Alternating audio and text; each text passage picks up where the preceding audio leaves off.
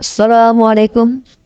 আজকে দেখাবো হজরত মা গরম বিবি রহমতুল্লাহ আলাহি ও ওনার স্বামী হজরত গিয়াসুদ্দিন বাগদাদি রহমতুল্লাহ আলাহি এর পবিত্র মাজার শরীফ। মাজারটি চট্টগ্রামের পাঁচনাশ থানার দামপাড়া পুলিশ লাইনের উপর অবস্থিত। মাজারটি বর্তমানে তদারকিতে আছে পুলিশের সদস্য। 19 সদস্যই হাতিম হিসেবে এই মাজারটিতে নিয়োজিত আছে। এই মাজারটির বয়স প্রায় 600 থেকে 650 বছর হবে এবং যতগুলো মাজার আছে সবচেয়ে উঁচু টিলার মধ্যে এই মাজারটি অবস্থিত। প্রায় 300 থেকে 400 টিলা বেয়ে এই মাজারটির উপরে উঠতে হয়।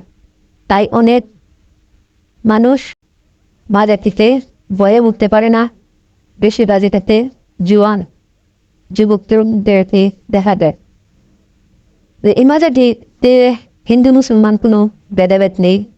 বিশেষ করে যেহেতু গরম থেকে মহিলা ছিল, এই জন্য এখানে একটু মহিলারাই বেশি জিয়ারত করে থাকেন। মাজারের ভিতরেই পাশেই নামাজের ব্যবস্থা আছে।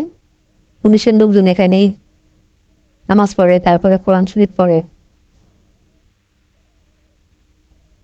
গরম বিবি ও তাহার স্বামী গিয়াসুদ্দিন বাগদাদি রহমতুল্লাহ আলাহি ব্রিটিশ আমলে আজ থেকে 600 বছর আগে বাংলাদেশ দিয়ে বাগদাদ থেকে চীনে যাওয়ার জন্য রওনা দিল।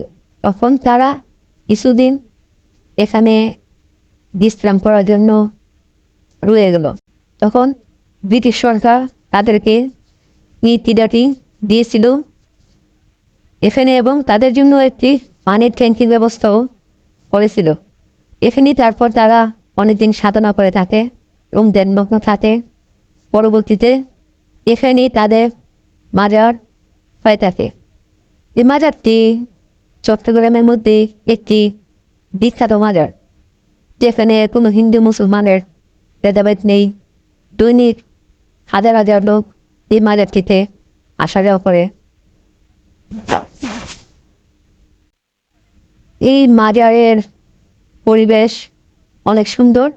চারপাশের পরিবেশ বুঝলে আপনাদের মন ভালো হবে। সেগুলো কিন্তু সিঁড়ি বেয়ে অনেকেই উঠতে পারে না। চারপাশের পরিবেশটা অপরূপ মনোরম দেখতে।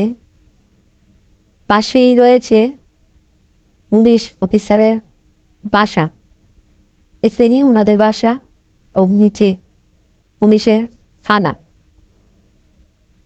অনেক মনোরম পরিবেশে যে কারো গেলে মন ভালো হবে। এবং গরম বিবি আমার এক মহান পণ্ডিত ছিল এবং গিয়াসুদ্দিন বাগদাদি স্বামী স্ত্রী। সিঁড়িগুলো দেখাচ্ছি, দেখেন সিঁড়িগুলো অনেক নিচে।